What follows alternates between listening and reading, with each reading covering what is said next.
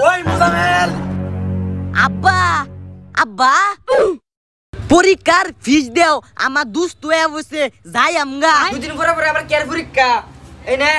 তুমি কি দিলা ভিক্ষা দিলা নাকি?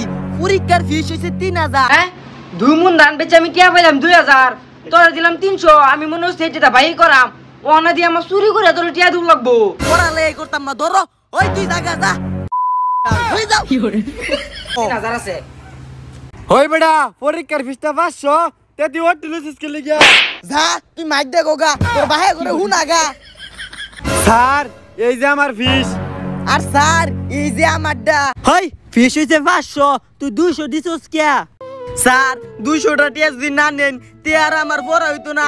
আঙ্গর আব্বার স্বপ্ন আছেন আমি ডাক্তার ইঞ্জিনিয়ার হইয়া। আঙ্গর আব্বা গেরাম গেরাম তে ধান মান তুইলে আর 200টা টিয়া দিছে। এই যে নে তোর 200 দিন লাগতো না, আজকাতে তোর সব খরচ আমি নিলাম। তুই লেখাপড়া কইরা ডাক্তার ইঞ্জিনিয়ার হইবে। একসময় আমিও তোর মতো গরিব ছিলাম। আমি মানু না গো, আমি ফেরেশতা।